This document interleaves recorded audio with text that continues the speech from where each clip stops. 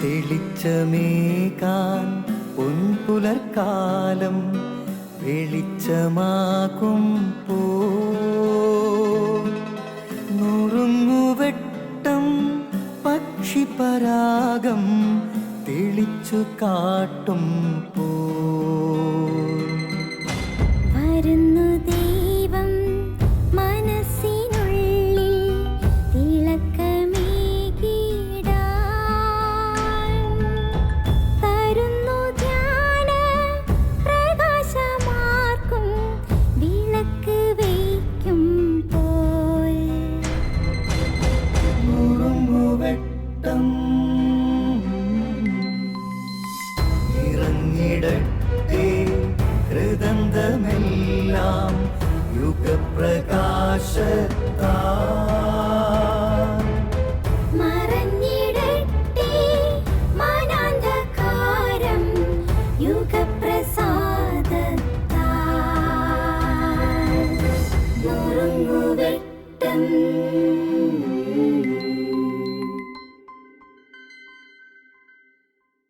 പ്രിയ സ്നേഹിത, ഒരുവൻ്റെ ഉള്ളിലെ മനുഷ്യത്വം കെട്ടുപോയ പിന്നെ അവനെ എന്താണ് വിളിക്കുക? മൃഗമെന്നല്ലാതെ. രണ്ട് കാലിൽ നടക്കുന്ന മൃഗങ്ങൾ ഇപ്പോൾ നമ്മുടെ സമൂഹത്തിൽ പെരുകി പെരുകി വരികയാണ്.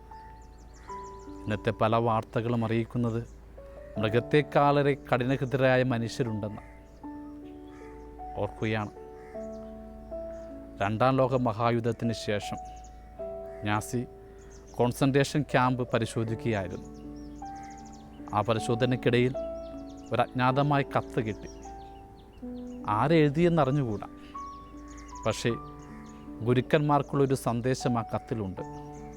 അതിങ്ങനെയാണ്: പ്രിയ ഗുരുക്കന്മാരെ, ഒരുപാട് മനുഷ്യത്വം ഇല്ലാത്ത ക്രൂരമായ പീഡാസഹനങ്ങളിലൂടെ കടന്ന് അതിനെ അതിജീവിച്ച് കോൺസെൻട്രേഷൻ ക്യാമ്പിൽ നിന്ന് രക്ഷപ്പെട്ടൊരു മനുഷ്യനാണ് ഞാൻ.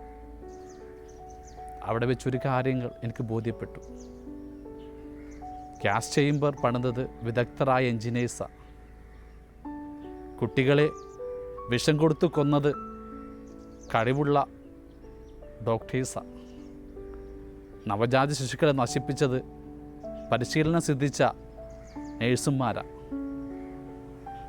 അമ്മമാരെയും കുഞ്ഞുങ്ങളെയും വെടിവെച്ച് മണ്ണിലടക്കം ചെയ്തത് യൂണിവേഴ്സിറ്റിയിലും കോളേജിലുമൊക്കെ പഠിച്ച യുവാക്കന്മാരാണ്. അപ്പോൾ എനിക്ക് മനസ്സിലായി, ആധുനിക വിദ്യാഭ്യാസം മനുഷ്യൻ്റെ നന്മ വളർത്തുന്നില്ല എന്ന്. നമ്മൾ നന്മയുള്ള മനുഷ്യൻ്റെ അലിവുള്ള കുട്ടികളെയാണ് രൂപപ്പെടുത്തേണ്ടത്. വായിക്കാനും എഴുതാനും കണക്കുമൊക്കെ പഠിച്ചാൽ മാത്രം പോരാ, നന്മയും മനുഷ്യത്വവും കൂടി കുട്ടികളെ വളർത്തണം.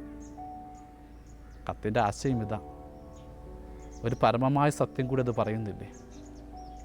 ഇന്ന് വിദ്യാഭ്യാസ സ്ഥാപനങ്ങൾ വെറും ഒരു ബിസിനസ് സ്ഥാപനമായിട്ട് മാറിക്കൊണ്ടിരിക്കുന്നു. മത്സരബുദ്ധികളെ കുട്ടികളെ നാം രൂപപ്പെടുത്തിക്കൊണ്ടിരിക്കുന്നു. ഒന്നോർത്ത് നോക്കുക. കഴിഞ്ഞ 13 വർഷത്തോളം ഞാൻ പഠിച്ച പൗരോഹിത്യ ജീവിതം എന്നെ കുറേ കൂടി നല്ല മനുഷ്യനാക്കി മാറ്റിയില്ല എങ്കിൽ എൻ്റെ പഠനം വൃഥാവിലല്ലേ? ബൈബിൾ ആദ്യം മുതൽ അവസാനം വരെ കാണാതെ പഠിച്ചാൽ പോലും അവരെൻ്റെ ജീവിതത്തിൽ ദൈവത്തെ കാണാനുള്ള കാഴ്ച അത് തരുന്നില്ല എങ്കിൽ ഈ പഠനം വെറുതെയല്ലേ?